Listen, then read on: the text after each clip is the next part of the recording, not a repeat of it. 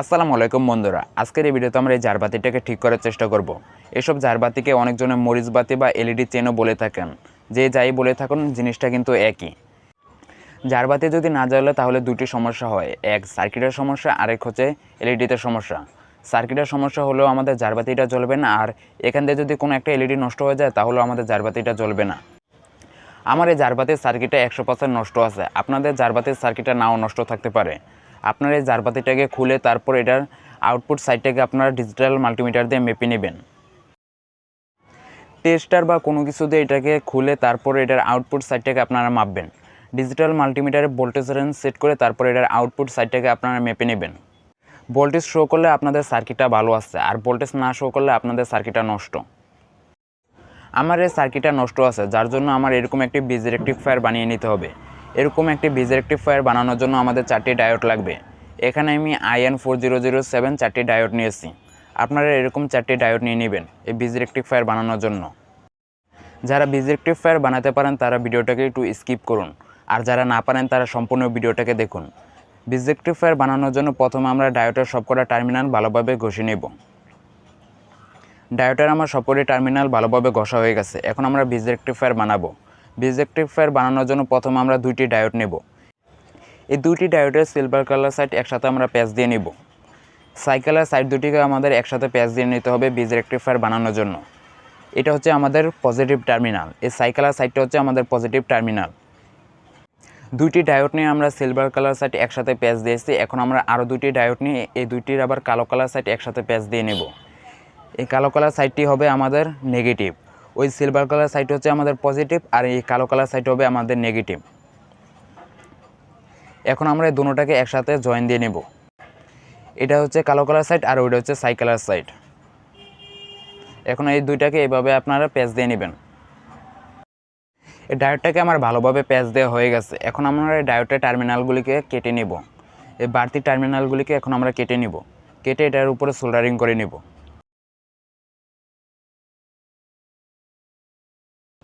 ডায়োডের টার্মিনালগুলিকে আমার কাটা হয়ে গেছে। এখন আমরা এই ডায়োডের উপর সোল্ডারিং করে নেব। ভালোভাবে ডায়োডের চারটি টার্মিনালে সোল্ডারিং করে নেব। আমাদের এই ডায়োডের চারটি টার্মিনাল ভালোভাবে সোল্ডারিং করা হয়ে গেছে। এখন আমাদের এটা একটা ব্রিজ রেকটিফায়ার হয়ে গেছে। এখন আমরা এটাতে একটি ক্যাপাসিটার লাগাবো। আপনারা যদি এই ব্রিজ রেকটিফায়ার দিয়ে RGB এলইডি চালান তাহলে আপনাদের ক্যাপাসিটারের প্রয়োজন হবে, আর যদি আপনারা নর্মাল এলইডি চালান তাহলে আপনাদের ক্যাপাসিটারের প্রয়োজন হবে না। এখন আমরা এটার সাথে একটি ক্যাপাসিটার লাগিয়ে নিব। ক্যাপাসিটার প্লাস মাইনাস এই সাইকেলার সাইড আর কালো কালার সাইডের সাথে লাগাতে হবে। এই সাইকেলার সাইডে প্লাস হবে আর কালো কালার সাইডে মাইনাস হবে। আর AC 220 ভোল্ট এই টার্মিনালটাতে আর এই টার্মিনালটাতে লাগাতে হবে। এই দুটোটা টার্মিনালে একটি কালো কালার সাইড আছে আর একটি সাইকেলার সাইড আছে। আপনার এই সার্কিটের থেকে এলইডির প্লাস মাইনাসটাকে খোলার আগে একটা জিনিস লক্ষ্য করতে হবে যে এলইডির প্লাস কোনটা আর এলইডির মাইনাস কোনটা।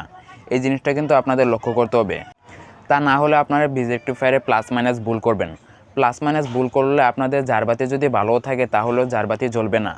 তার জন্য আপনাদের এই প্লাস মাইনাসের দিকটা ভালোভাবে লক্ষ্য করতে হবে আর বেশি করে গুরুত্ব দিতে হবে। আমার এই ডাবল তারটা হচ্ছে প্লাস আর সিঙ্গেল তারটা হচ্ছে মাইনাস।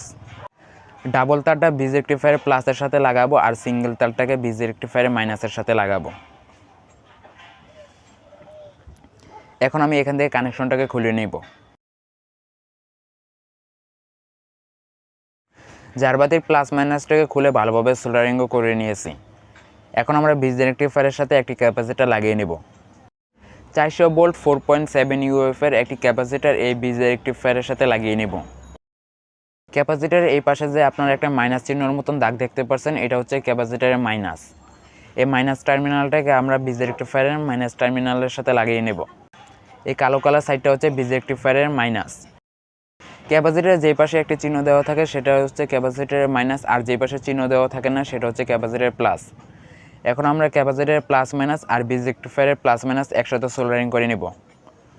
এটা আমার ভালোভাবে সোল্ডারিং করা হয়ে গেছে। এখন আমরা এই ক্যাপাসিটারের প্লাস মাইনাসের সাথে আমাদের জারবাতির প্লাস মাইনাসটাকে লাগিয়ে নেব। আমাদের এই ডাবল তারটা হচ্ছে প্লাস, এই প্লাসটাকে আমরা ক্যাপাসিটারের প্লাসের সাথে লাগিয়ে নেব। ক্যাপাসিটারের প্লাস টার্মিনালের সাথে ভালোভাবে এটাকে সোল্ডারিং করে নেব।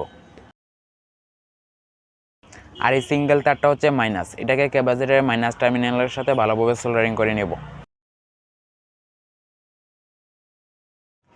জারবাতির প্লাস মাইনাসটাকে আমাদের লাগানো হয়ে গেছে। এখন আমরা এসি 220 ভোল্টের লাইনটাকে লাগিয়ে নেব। এসিতে কোনো রকমের প্লাস মাইনাস হয় না, যেভাবে মন চায় সেভাবে লাগাবেন। ক্যাপাসিটরের বিপরীত যে টার্মিনাল দুটি আছে সেই টার্মিনাল দুটিতে আমরা এসি 220 ভোল্টের লাইনটাকে লাগিয়ে নেব। ক্যাপাসিটরের বিপরীত টার্মিনাল দুটোটাতে এসি 220 ভোল্টের কর্ডটাকে লাগিয়ে নেব। এখন আমরা ভালোভাবে সোল্ডারিং করে নেব। এই কর্ডটাকে আমাদের সোল্ডারিং করা হয়ে গেছে। এখন আমরা এসি 220 ভোল্টের সাথে এটাকে লাগিয়ে নেব। এসি 220 ভোল্টের লাইনটা দেওয়া মাত্র যদি আমাদের জারবাতিটা না জ্বলে তাহলে এখান থেকে কোনো একটা এলইডি নষ্ট থাকতে পারে। আমাদের সার্কিটের সমস্যা ছিল, আমরা নতুন একটি সার্কিট বানিয়ে নিয়েছি। এখন যদি আমাদের জারবাতিটা না জ্বলে তাহলে আমাদের কোনো একটা এলইডিতে সমস্যা থাকতে পারে। এখন আমি এসি 220 ভোল্টের লাইনটাকে লাগিয়ে নেব।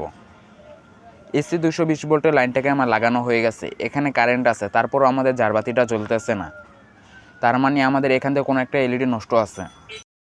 এখন আমরা বীজ রেকটিফায়ার থেকে এলইডির কানেকশনটাকে খুলে তারপর এলইডিগুলিকে চেক করব। বীজ রেকটিফায়ার থেকে আমরা এলইডির পজিটিভ নেগেটিভ তার দুটিকে খুলে নিয়েছি। এখন আমরা এলইডির উপরে এই ক্যাপটাকে খুলে নেব। সবকটি এলইডির উপরে এই ক্যাপটাকে খুলে নেব। আপনাদের এলইডিতে যদি এরকম ক্যাপ লাগানো থাকে তাহলে সবকটি ক্যাপ খুলে নেবেন।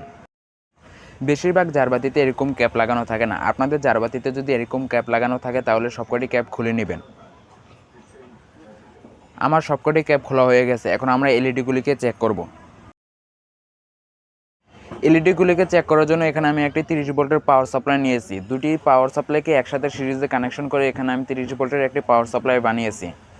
এই 30 ভোল্টের পাওয়ার সাপ্লাই দিয়ে আমরা 10টা করে এলইডি চেক করব। দুইটি পাওয়ার সাপ্লাইকে একসাথে সিরিজে কানেকশন করার পর এখানে আমাদের 30.78 ভোল্ট হয়েছে। এখন আমরা এটা দিয়ে 10টা করে এলইডি চেক করব।